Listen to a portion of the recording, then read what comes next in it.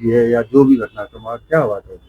उस दिन अपने मेरे पास कॉल आया था 6:52 पे महाराज जी के कॉल से। सुरेश ने बात की कि भाई साहब की तबीयत खराब हो गई है और आप हॉस्पिटल आओ। तो मैंने बोला भाई कौन से हॉस्पिटल आना है? तो वो उन्होंने बोला प्रेक्सा हॉस्पिटल आ जाओ, भाई साहब की ज़्यादा तबीयत खराब है। तो मैं वहाँ से अपने झालामन था तब, वहाँ से यहाँ दुकान आया, दुकान से सीधा मैं गया था हॉस्पिटल। मतलब 7:30 बजे तक मैं हॉस्पिटल पहुँचा था। उसके बाद में वहाँ जाके मैंने गुरुजी को भी फ़ोन लगाया, उनके जो मोटनाजी महाराज उनके गुरु है, कि भाई ऐसी ऐसी बात हो गई है, आप हॉस्पिटल आओ। तो उन्होंने कहा हम रास्ते में आ रहे हैं। वो तो कोई प्रोग्राम में थे, बाटगा से निकले थे तब। तो 2 घंटे में लगभग वो भी आए और फिर हम वहाँ से हॉस्पिटल से डिस्चार्ज किया। उस टाइम उन्होंने जो बताया था भाई कि आप पोस्टमार्टम के लिए ले जाओ। तो गुरुजी ने बोला कि पोस्टमार्टम तो करवाएंगे, लेकिन अपन पहले भाई साहब को ससामान वहाँ आश्रम में ले जाते हैं, श्रद्धा सुमन अर्पित करेंगे, तब तक सब साधु संत आ जाएंगे। उसके बाद में अपन पोस्टमार्टम के लिए ब्रह्म मुहूर्त में ले जाएंगे, क्योंकि रात को पोस्टमार्टम होता भी नहीं है। तो उसके बाद में हम वहाँ आरती नगर मोड़ पे रुके हुए थे, वो अपने पुष्प लाने के लिए, तब तक वो गुरुजी वगैरह भी आ जाएं। उसके बाद में हम वहाँ रुके और जो सोशल मीडिया पे पोस्ट डाली वो मैंने डाली थी। जो गुरुजी ने बताया, जैसा जैसा बताया वैसा वैसा मैंने उसमें लिख के डाल दिया। और आश्रम पहुँचे, तब तक वहाँ 5-7 लोग थे। आश्रम आए तब तक, फिर थोड़ी देर बाद भाई साहब आ जावे, तो भाई साहब को अंदर ले जावे, सामान और श्रद्धा सुमन जो भी है अर्पण करेंगे।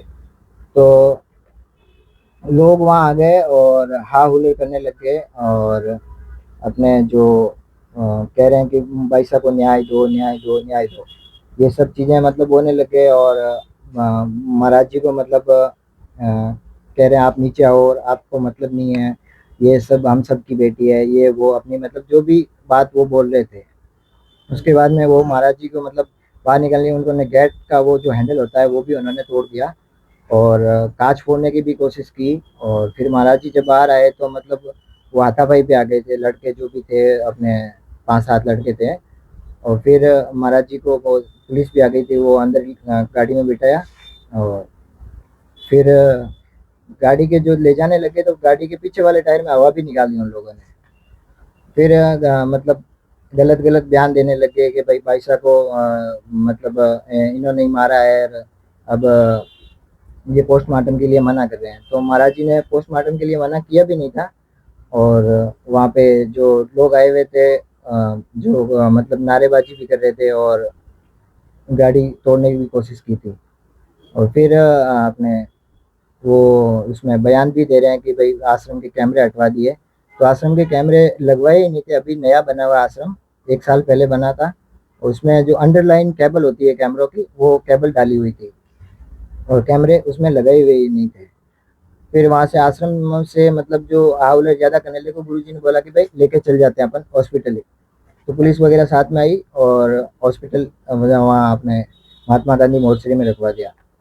वहाँ भी लोग मतलब जैसे मैं तो पीछे रह गई थी मेरी गाड़ी, तो मेरे आगे 2 दोस्त और थे, उनको बोला भाई आप आगे रहना उनके साथ में। महाराज जी के साथ में कोई और था नहीं इस टाइम, क्योंकि सब लोग आने थे गांव से वगैरह जो भी उनके चाहने वाले थे।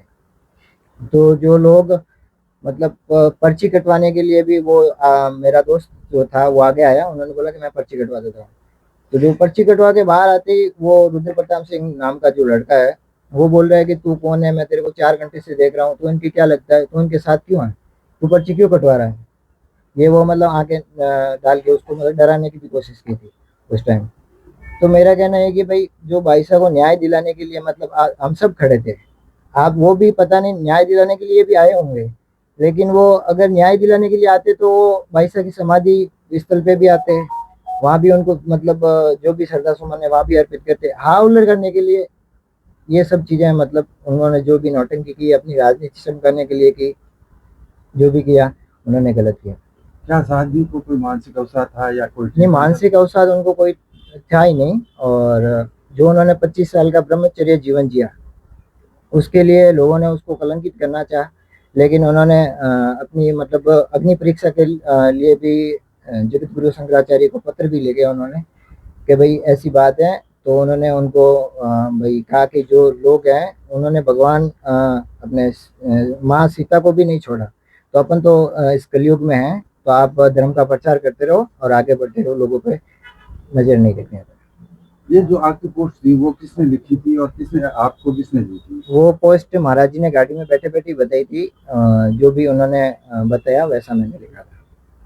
पुलिस ने क्या पूछताछ की? पुलिस ने यही सब पूछा है कि अपने घटना के बारे में जो भी हुआ उसके बारे में। कितनी बार बुलाया? एक बार ही बुलाया था।